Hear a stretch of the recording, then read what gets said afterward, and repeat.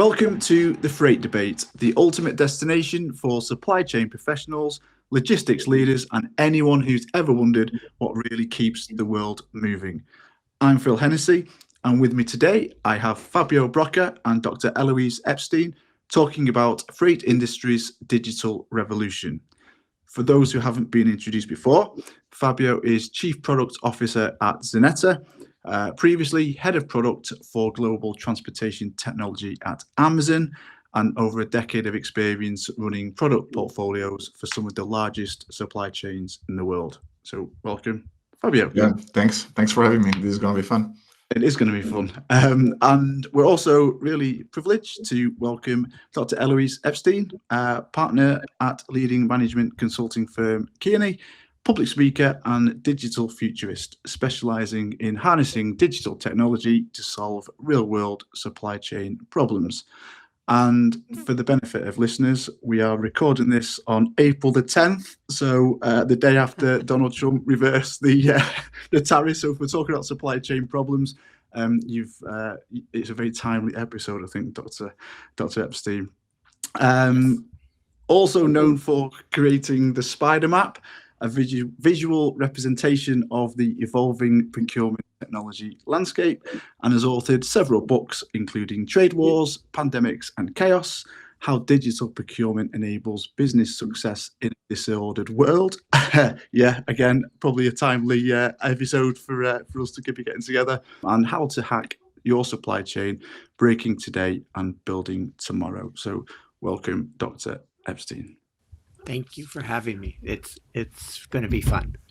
It is. I think we've got a lot to cover, haven't we? Our listeners will probably have different backgrounds, different levels of understanding of technology and procurement, and different interpretations of it. So let's kind of take a really basic view. You've written books on the subject. You've got a decent understanding of technology, but the actual title of this program is Freight Industry's Digital Revolution. So if I come to you first, Dr. Epstein, has there been a digital revolution? Is revolution the right word? And how do you view it? What is a digital revolution, and how do you view that?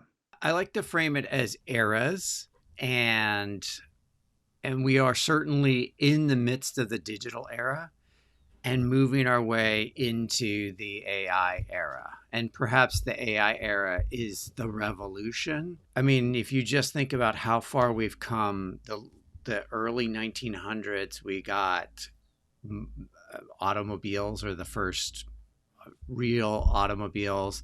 Then we got airplanes. Then we went to space, and we developed nuclear technology, and then cell phones and the internet and ubiquitous satellite coverage and GPS. We have gone through major technological changes in just over 100 years, just barely over 100 years. So plus we've had a couple of global wars thrown in there for good measure. So the world that we find today, yes, we are in the midst of a technological and a digital quote unquote revolution, or whatever it is, but it's just a continual change. And I'll just make one point, is that just in my lifetime, I like to talk about the generations. So I'm a Gen Xer, and in my lifetime, we have gone, as a kid, we bought records. And I missed the whole 8-track thing, but we used to buy vinyl records, and then we bought cassettes, and then we bought CDs, and then we ripped the CDs into the computer, and then we stole music through Napster, and now we pay for like 6 streaming services.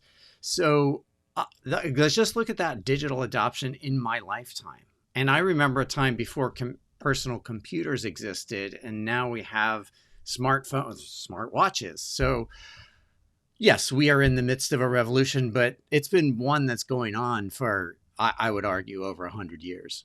It's amazing, isn't it? I mean, I don't feel like I'm particularly old, but my background is journalism, and when I was a trainee reporter, we used to get press releases sent to us in the post, and the photograph to accompany the article, an actual printout of a photograph in an envelope. I mean, if we think about the kind of news cycles that we have now, it's minute by minute. Isn't it? The thought of sending something through the post now for the news cycle is absurd, isn't it? Eloise, do you think the pace is? Are we speeding up in terms of the digitalization? Oh, there's no doubt. And what I would say, back to your journalism background, is that the communication channels have changed and are moving so much faster, and that's why that's why it is frenetic and feels frenetic. And I think we're exhausted at the end of the day because there's just so much information. And I look at TikTok. I should note that I'm addicted to TikTok, but part of that is the speed at which you can get information out there and in small bites. So in 5 minutes, I can consume 20 videos. And so information is just like, it's like injecting it into my vein. And so it's a lot different than you'd have to meet a press deadline so that the paper could get printed overnight and then delivered. So that's why it is different, because the information just travels so fast. Or you can have alerts on your phone or your watch or whatever. So if you want to be plugged into the matrix, you can get information instantaneously. We could have I think me and you could have a very long conversation on 24-hour news cycles and website news, but we can't, unfortunately, as much as I would like to.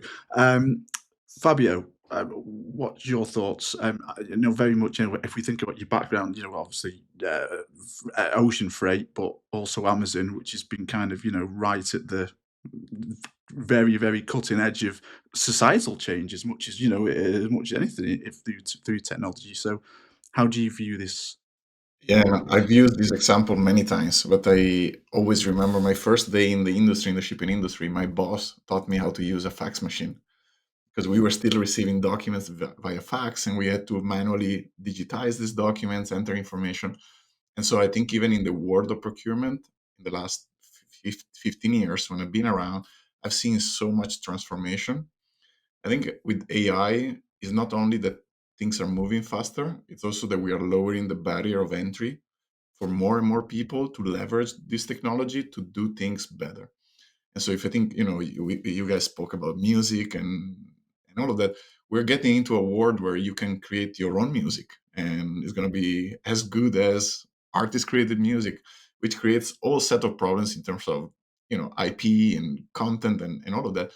But I think we are lowering the barrier of entry to use technology to do our job better. And this is very important for in the world of procurement, right? Many companies, based on my experience, if you're a company like Amazon, you have access to technology, engineers, resources, people to really go build the cutting edge of what's possible. But if you are a procurement manager in a company that has 2 people, 3 people in procurement, you don't have access to the same technology until today. So I think this is what AI is changing for us, and I would love to hear your thoughts. Yeah, I would add to that. I think I'm going to go sideways for a second, but I'll answer or address your point, because when I talk about and I look at Gen Z, and so again, remember, I grew up in a time when there were no personal computers, and then the millennials came along and they had personal computers at home, the first dial-up internet or even broadband as it came out. So that generation has had access to the internet. But when I look at the Gen Zs and now Gen Alphas, they are growing in their formative years with both smartphones but AI smartphones. And one of the sort of things I like to highlight is that one of the compelling things about TikTok is it conforms to me.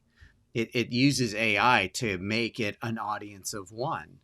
And so many of these older systems, especially supply chain systems, are built like they were built in the 90s, and they haven't really changed much since then because they're just cash cows for the big ERP providers. And And it's a disconnect between, I mean, if you think about your whole world is in these devices that have conformed to you using these very sophisticated AI tools, like the you can do amazing things. And I like to joke that if you give a Gen Z person an SAP interface or an Oracle interface or even a Salesforce interface, I'm not picking on anybody here, don't want to get you all in trouble. But if I give one of these interfaces to a Gen Z, I'm basically saying that I hate them because that's just so antithetical to their worldview. And those of us that are older, I like to say baby boomers will accept bad technology because they're told to, and they will acquiesce. Gen Xers will understand that it's bad technology and complain. Millennials will recognize it and then find a way around it, and Gen Z is just not having it. And this idea of one to many, I do one interface and everybody gets to it. We're way beyond that. And so I think this is important as we talk about adoption. And you mentioned AI generated music. I mean, it's not a surprise that there are 10-year-olds and 12-year-olds and 14-year-olds making more than the three of us combined, probably 10x the three of us combined. And they're using AI tools and their own image to create value. And so when I look at that and I look at the sort of supply chain technology space and even the freight technology or the 3PL logistics end of supply chains, it's like, what on earth are we doing? We are so far behind. Yeah. Could I pick something up that you just said there? And it's Yep. around the theme of adoption. And I'm going to frame it in the current situation with the kind of disruption.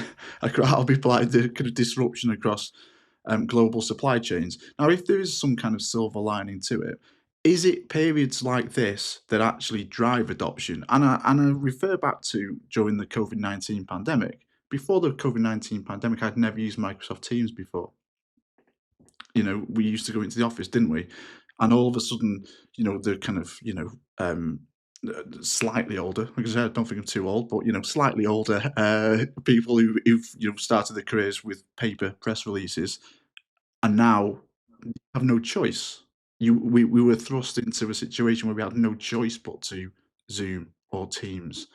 So if we put it within freight procurement technology specifically, could one of the side effects of this whole situation be that actually necessity drives adoption of new technology at a larger scale? I'm not sure who wants to kind of answer that one, Fabio or Dr. Elouise. Well, I have a long answer. So Fabio, if you want to give a quick answer. I think the short answer for me to give space is, I think is not only in procurement technology, but leveraging AI makes you so much more productive that you're going to be left behind if you're not exploring and playing and testing these tools. I think in our world, the biggest challenge, and maybe that's a thread we can follow, but I think the big issue is where data is, how segmented and fragmented our data is across multiple systems, how difficult it is to have source of truth data that is good quality upon which you can build your AI system. I think that's why it's very hard in our space, but you're going to be left behind in any space if today you're not using AI. Yeah, I was going to go the AI route too. I'm going to answer your question as yes and no, because I think that certainly it's a massive disruption now. But we went through the first trade wars, or at least those of us in the U.S. and China did. We went through the first trade wars, and that was a shock to the system. We went through COVID lockdown, and that was a shock to the system. And we adopted Teams and all these other platforms. I think we are better prepared for this. I mean, what we're experiencing is utter chaos, but I think we are better prepared. But what I think I don't think there's this big aha moment like, oh my God, we have to digitize everything because we can't go in the office. But I do think that the economic volatility is going to force companies to be much more focused on headcount and what people are doing. And to Fabio's point, adopting AI, and you're starting to see echoes of that, especially here in Silicon Valley. Uh, and and I think everybody would admit most of the big tech companies here have too many people, but they have no incentive to get rid of them. But in this kind of a market, it will start to like push people out. In terms of that, the kind of flip side to the necessity driving adoption, um, is it sometimes the case that investment in technology can be the first victim of that economic kind of, so it is a case of, and if that is the case, if you're a procurement professional, you're going to need to demonstrate whether it's ROI or some kind of efficiency that investment brings to your business. So how do they go about that? Because I imagine FDs are saying cut costs, and is technology first in line sometimes? Yeah, I think there's a huge SaaS rationalization going on right now because, but so technology, there's a difference between all these SaaS things that we've bought over the last few years that promise to, and I've been in the midst of this. So I'm not absolving myself and saying, oh, those doofuses over there got rid of this stuff. I mean, we part of the journey was to adopt big ERP systems, and then it was to adopt SaaS, and neither of those worked. So yes, we are going to shed SaaS software. You're already seeing a lot of them in financial trouble, partially because the barrier to entry. The three of us in one day could start and build the better part of a technology provider now, or an AI. Using AI, we could, or a week, like just three of us and a week. And imagine if we go back 10 years ago. Count me out of that one, Dr. Elouise. you two could do, I couldn't. But that's the point, is that the barrier to entry. So if we go back 5 or 10 years, what would we have to do? We'd have to come up with a business plan, like maybe do a proof of concept or like some early prototypes that would take a few months. We'd have to get some funding, some more funding, and then we'd have to build out a team to build out a product. And now, I mean, I can do that in an hour. I can do that in a day or a week. So yeah, the SaaS market is changing and the technology investments. But again, I think there's an intersection between what people are doing and or not doing, as the case may be, and the technology investments. And at a certain point, you get the right number of people or the right profiles and the right platforms, and that's where you start to see these changes we have been, or we are starting to imagine. Yeah. So Fabio, if I can ask you kind of a similar question, but how does a procurement professional demonstrate value of technology? Is it purely ROI, or do they have to communicate a much more nuanced picture? How do they approach that? 'Cause it's not easy, is it? I think it's more nuanced. I think I also agree that there's a difference between what type of SaaS you are. If today you are a company that mostly automate a workflow or a process, or you have approval or collaboration, those software I think are going to become very easy to build in-house, and you can customize it to your own organization and your own data structure and your own way of working. So it's going to be much easier for a company to just go and use one of these no-code AI tool to build their own system than to go buy that is something that is standardized, that it's hard to use and complicated to onboard. So I think that's one aspect where companies are going to look at ways to streamline cost, build tools that are more appropriate for their operations. And that's going to be a hard space if you're a SaaS company building process workflows. I think you want to think about it. On the other side, if you're a SaaS company that have unique data and you have some unique assets or unique way of optimizing and processing this data so that people can build on top of the data and they can integrate those custom made personalized solutions with your data, I think that's a good space to be. But you want to also rethink about how all these systems are going to talk and interact with each other, because AI is also changing a bit the user experience and the interface. Like, what if 10 years from now everything is a prompt, and the only way to interact with software is with a prompt? Maybe it's crazy, but maybe it's not. And so I think that's important to think. So when you think about ROI, I think you want to be able to articulate what's the different type of software that you're looking for. Are you looking for something that you could create yourself with the right tools and people and technology? Then it's a cost saving initiative. If you're looking for something that can optimize how you do procurement, and you can't do it yourself, then I think there's so much more value beyond cost optimization, which is about how you run a better supply chain, how you make better decisions, how you make faster decisions, how you react to the market when the markets change. So I think there's so much more on that side that you want to articulate. It must be so I mean, as chief product officer at Zanetta, you almost have to. How do you know? You have to know, kind of understand what might be coming next, and how your product is going to be used. I mean, how do you kind of even start to map that out? What the user experience or user objective. How do you do it? I think that's where product is an art more than a science. But you also want to think in scenarios, right? So we're thinking a lot, what if everything becomes a prompt? Or what if instead we need to integrate multiple solutions all in once? What if you become more of a platform where people can build on top of it? So we like to explore different scenarios. I think it's helpful to really step out from your day-to-day job and think long term, like we're doing today. I think this is very valuable. I think everyone in their role should step away and think, how is this going to look like 10 years from now? What are the two, three scenarios? And then how do I react to this? Like maybe there is something we can build today that positions us well to react to the scenarios. So that's how we're thinking about it. Yeah. If we again look at freight procurement, um, specifically in the current situation, how do people I imagine there's everyone's at different stages in technology adoption, aren't they? Again, in this current scenario, is there a risk of people saying, We don't know what to do, therefore we will adopt technology," rather than, "We don't know what to do, and we have this piece of technology that we believe will serve this specific purpose in the situation we're in." Is there a risk that actually they just say technology and they leap to any piece of technology they can in the hope that it's not a defined strategy, is it?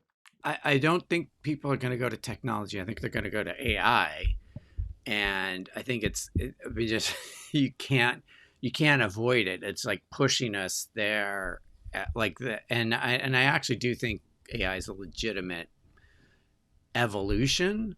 So I don't say that as, oh, AI is going to do like all this stuff, blah blah blah. I just think that it's pushing. There's a groundswell of momentum that I think is unavoidable. So instead of upgrading to your next ERP or whatever silly legacy tech, we are going to see a lot more folks adopting the AI platforms and changing how they work. Could you give us an example? When you say AI in freight procurement or freight supply chains, could you just give us a kind of what somebody that doesn't work necessarily in that field, but what does it mean? What was a practical example of AI in that world? So what do we do today when we source freight? We probably, if we're really honest, we do it email, Excel, calling, phone calling, maybe some Excel macros or some maybe lightweight sort of communication. That's how a lot of procurement happens upstream too, in the source tower as well, or in the source, the procurement function. So if that's how we operate today, we actually have the data. Because we know the suppliers we want to invite because we have their email addresses, and we send them Excel files and they fill them out and return them. So we have the data at that very micro level. So if I have AI that's sitting there, and it could be as simple as Copilot, but even more advanced, I advocate more advanced platforms like Gemini and the broader OpenAI. All of a sudden, I can start to have agents on my computer start to improve my productivity by extracting that process out of my email and my Excel. And I don't have to go to a tool. I don't have to go to a third-party tool. I don't have to learn another tool. I'm just working in email or these interfaces like Fabio was saying of just chat or prompt interfaces. And if you remember Clippy, the little Microsoft clip art thing that says, "Hey, it looks like you're writing a resume. Can I help you?" I mean, that was like 25 years before its time. But it's like, oh, it looks like you're sending an RFP. Would you like me to do these things? Then it's like, oh yes, it makes it easier. And then the agents can take that whole thing and that we can do that now. There are personal productivity AI components that can do that now. So the question is why are we not doing that? Or I'll just give you one quick example. What if you're doing freight procurement, you know the supply market, like or the category, you have all this information, both in terms of performance, but also potential suppliers and historical information. Why do I not put that into a singular tool like Notebook LM, which is the Google tool that helps synthesize all of that information and just gives me insights about the freight suppliers I am using today, and I can then tie in other external sources. I can do that today. I could do that last week. So why are we not doing that? Hold that thought, because that's a big question why we're not doing it, isn't it? So I'll come back to barriers. But first, Fabio, AI in freight procurement from your point of view, where are we now and how do you see it developing in the coming years? Yeah. So I think AI is a tool that help you solve existing problems. Because AI is so good, it's a tool that can help you solve problems that were unsolved before. But AI is a tool. So for all the companies that are going to just say, we have to do AI, or we have to buy AI, or we have a budget for AI, that's not, in my opinion, the right way to look at this. You should look at what are the top problems for your procurement team and how can you go solve it. AI may be the answer, AI may not be the answer. So I think about AI as one tool, like many others. I do think there's also a difference between, I think there are going to be two type of processes that you want to look at technology. One is automation. Like we mentioned, we do a lot of things with Excel, emails. Can we automate all of this? The other aspect, which is a bit less Gen AI, but is more AI, is optimization. How can I make better decisions? How can I have recommendation on what should I do? I don't know if LLM is the right tools for that, but we do have enough data and technology today to be able to make recommendations in the process as well. So you look at supply and demand, like we mentioned, we can see the market is changing. What should I do? That's a very common question that we get a lot. And I think AI can help answer this question. That's as I understand it, this is a kind of as Dr. Epstein said, it's saying you might be writing an RFQ based on an email, it's what you put in your inbox, all that kind of stuff. But is there another element of this where actually it's simply processing data across so many supply chains? For example, let's say a shipper now ships goods on 10 different trade lanes when previously they had to ship on 2. It's just getting beyond the capability of a human being to constantly negotiate those rates, isn't it? So is there an element here at AI as well where actually it's a future, it's looking further into the future to say this is what you should do, and is there a cultural aspect to that where you have to say, I'm a human who's always negotiated the rates on this trade myself. I don't want to let go of that kind of control. Have to kind of gift myself to AI and allow myself to be taken by that. It must be a difficult thing for people to do. First of all, what you just described with sort of historical, current, and future pricing, that's essentially a pattern, and or a numerical pattern, and machines do that so much better than us humans, because if I have all that pricing, historical pricing data, like the model can predict it better than we as humans can. And yes, okay, so you've done these rates or these lanes for so many years, but the world changes imperceptibly to humans, and all of a sudden you're caught unaware. So I think that's one aspect of it, and I, give machines that every day on Sunday. But I also think there's a cultural piece, and you sort of, I'm going to back into this, but we are in the greatest or the most disruptive labor change since the end of World War II, because we have the baby boomers, the huge generation exiting the workforce. They're just about out. And so as they leave the workforce, and Gen Xers are not at the same, we are not the same numbers. We're much smaller proportion. So now you have millennials and Gen Z and eventually Gen Alpha that is going to come into the labor market in big numbers. So when you talk about the cultural adoption, trying to get a baby boomer to use Excel was like, it took decades to get there. So there's no way they're adopting AI. I mean, let's be honest, and let me offend all the boomers in the audience, but like, come on, there'll be a handful, but I mean, most of the boomers should be, like in retirement, enjoying the rest of their lives. Definitely not in politics, but so I think the cultural change, we have the framing of like old people trying to learn technology, but this is really, you got to turn that around and look at how are we enabling the young people to make the most of their careers. Can I ask a question somewhat related? I think one of the things that we hear a lot in our industry, it's also that relationships are very important. Yes. It's a physical business. So at a certain point, something is going to go wrong. You have an exception. You need to call someone. And if you have good relationship there, if you know them, they're going to help you out. That's how we've been solving problems in this industry.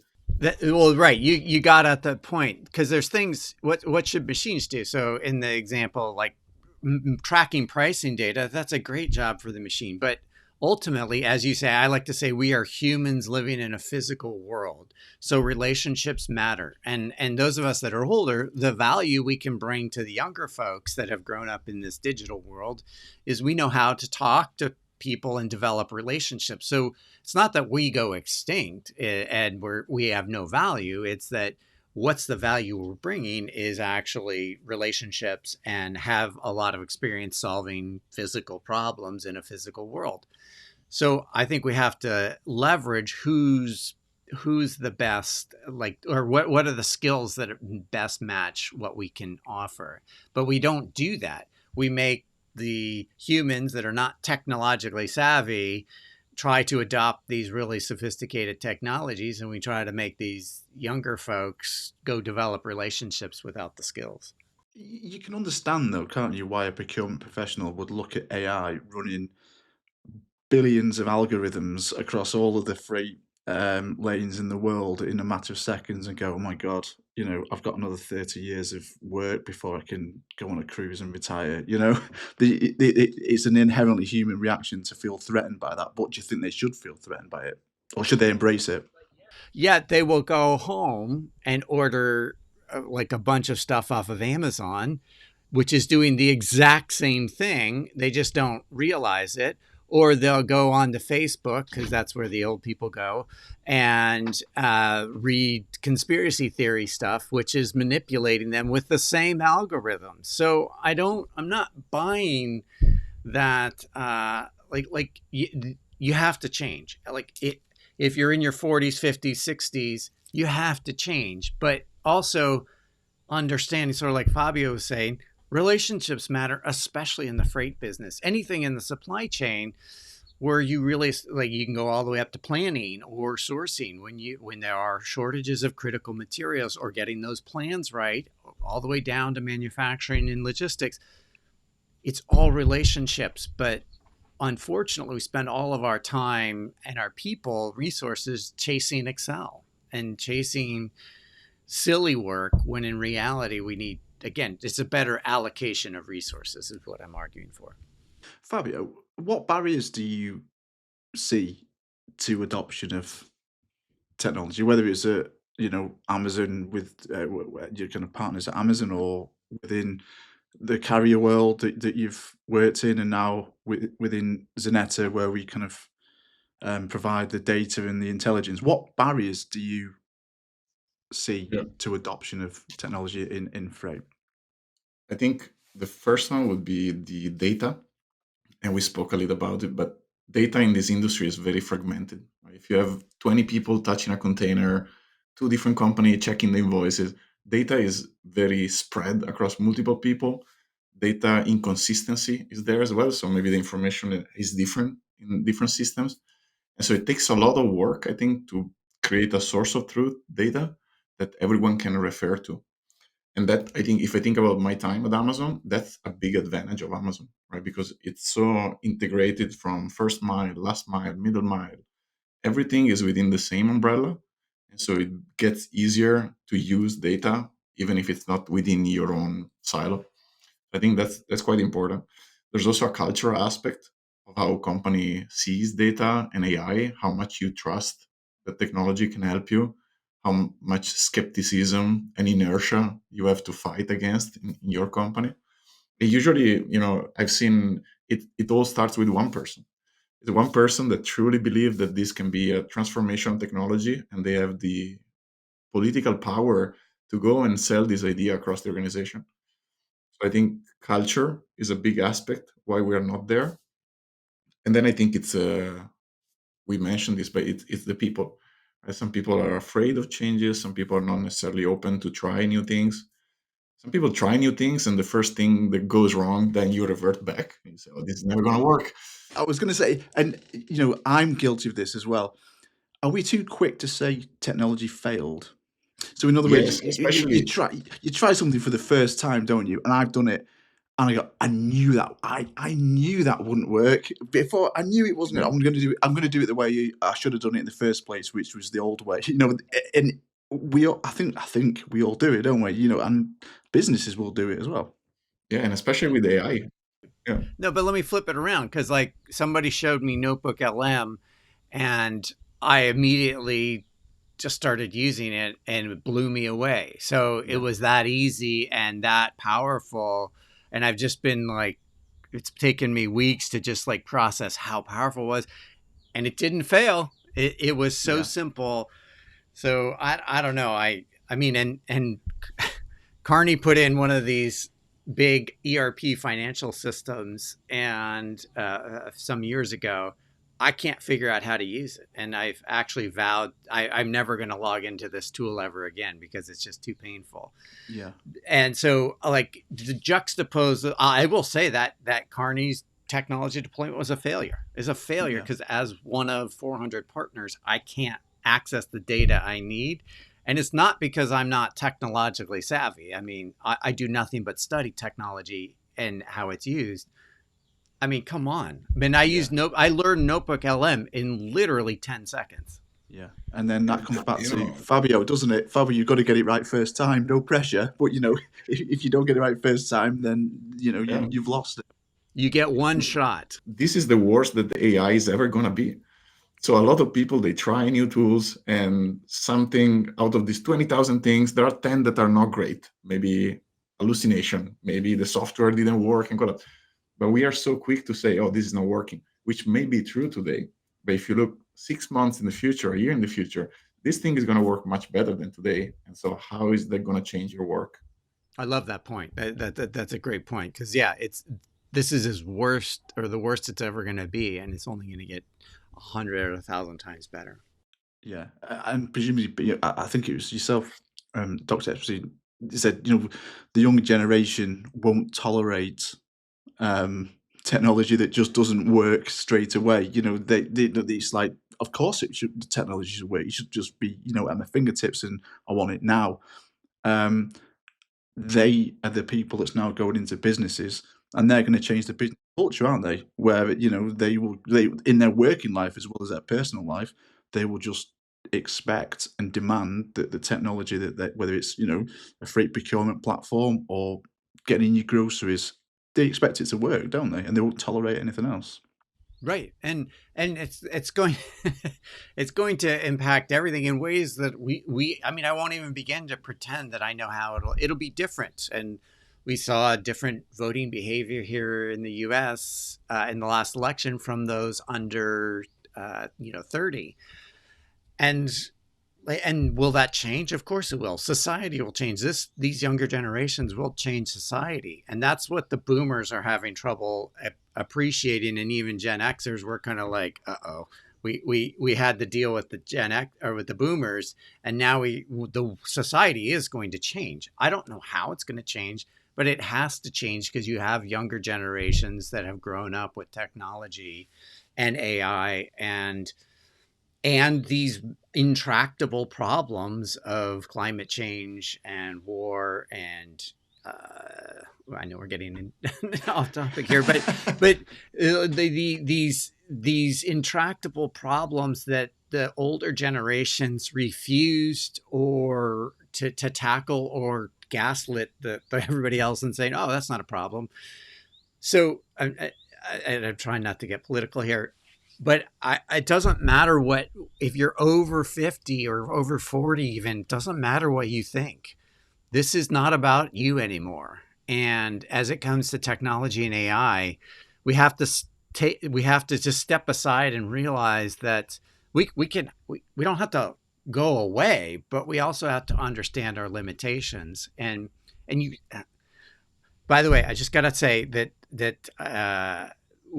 well, when it comes to politics, I reference Johnny Cash's "The One on the Right Is on the Left," which is a whole song about how it seems like people. Anyway, it's a great song. I recommend listening to it. But I'm going to go into politics slightly here. Is the whole climate change debate is you have a generation and an entrenched set of companies that that actively dispelling and or blocking any progress on this front, despite massive evidence that the world is getting hotter, the water quality, et cetera, et cetera. And you see this in the current governments, not just here in the US. So if you're a youngin looking at this, you see that disconnect, and it's just like the boomer that's sitting there can't figure out Excel, like, and yet you can use your watch to not only take that Excel file but do 60 things with it. That's so when we talk about this generational change, it's so it's going to be so demonstrably different that those of us that are older can't quite wrap our heads around it. Yeah. Fabio, I want to pick up, kind of take that at a slightly different tangent. Away from politics. No, No politics, that's fine. No. So is one of the risks here that, we've got a business that doesn't tolerate it not working first time because the people in the business don't tolerate things working first time, but you've also got this revolution of technology and so many different solutions that are out there, and all businesses are at different stages of adoption of those myriad technological solutions. How do you possibly standardize what you're doing across all of those different businesses? So if you're creating a product, that there's going to be you potentially have thousands of different partners all using that product and all integrating their data into that product. How do you go about making it consistent and works first time for people who have so different in so different situations? Yeah, I think you don't have to standardize anymore. And that's, if you look at the world where we are, Amazon, Netflix, or your TikTok feed, it's all personalized to you. So I think the question is, how do you build something that can be personalized to your unique needs? And then how do we capture enough information about what's important for you? What's your process? What do you want to do? What are your goals? How do you capture enough customer information that you are able to tailor the experience to them? So we think a lot about personalization rather than standardization. But in order to personalize and in order to build, of course, you have to standardize certain things. So for the net, would be the format that we use to ingest rate sheets, or the process that we use. So I think you, as a tech company, you're building a lot of process for yourself to standardize data, so that then we can offer a personalized experience to all customers that requires that. Sure. And is there, earlier you said there's a risk of businesses being left behind. 100%. I'll give you an example. I was talking to a company recently. Some of the carriers are very big and large organization. There's a lot of inertia to adopt technology. And sometimes this company I was talking to, they were unable to get information from the carriers via API. And so they build a Gen AI model that every day sends a different email to the carrier and to request the information manually, and then get the email back, parse the email with LLM, and put in the database.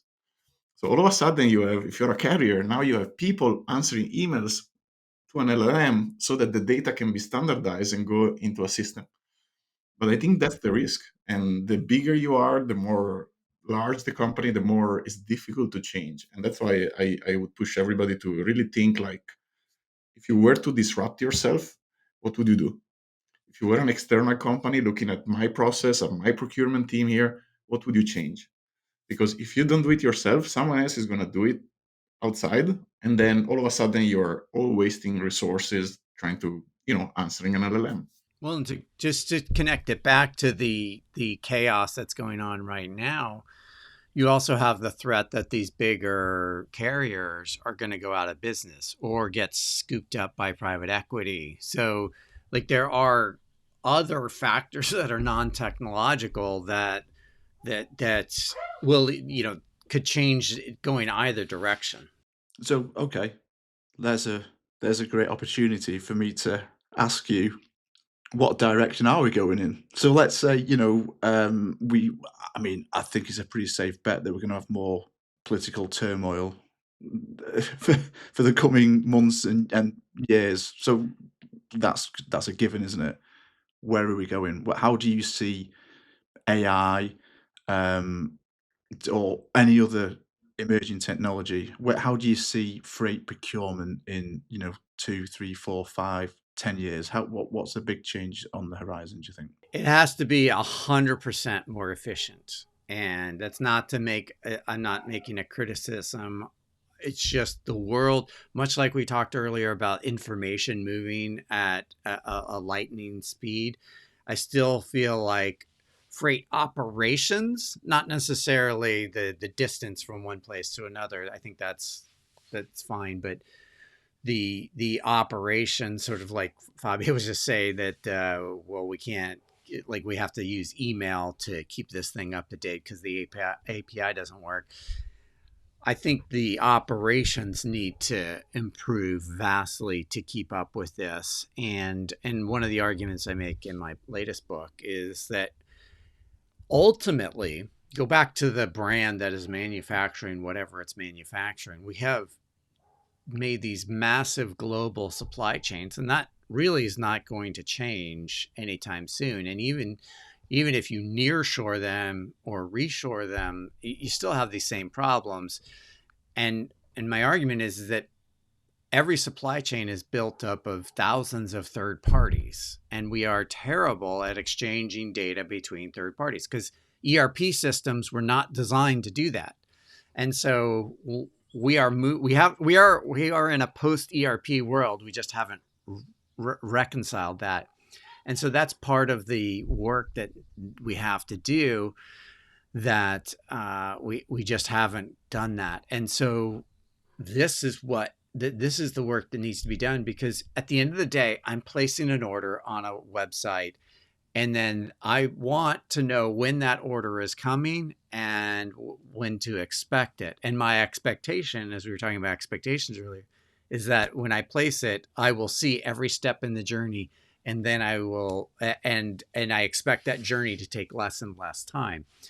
So we have to look at these supply chains or these conglomerations of third parties end to end, because as the consumer, that's what I want. And I don't care about you can't hand off data from the port to the freight to the to the whomever. So sorry, that I get on my soapbox on that one. No, that's why I asked the question. Now, does it excite you? Because you kind of your soapbox or whatever you want to describe it, but you've seen kind of eras, the kind of you've researched areas, and you've seen the kind of latest revolution, as if we've termed it. Does it excite you what is going to happen next, or does it scare you actually? Well, the world scares me, but not because of technology. I'm excited about it. I think again, I look at my journey through music from vinyl to streaming. Like I'm here for it. I'm angry that I've had to spend so much money on music over the years, but I do love that I have any song in my device at any time, and I love the algorithm that recommends new things. So yeah, of course that I'm excited about it, but I am very scared about the world, the state of the political world. So come on then, Fabio. What's your thoughts? 2, 3, 4, 5, 6, 10 years when you retire? Yeah, What, that might be a while. But come on, how do you see AI? What kind of freight procurement world are we going to be living in years to come? I think it's a hard question, but we know that it's not the way that it is today, right? We know we've seen the last few years volatility gets worse and worse every year. Things are getting rougher. So we know that things are going to be different than they are today. I do think AI is a step forward.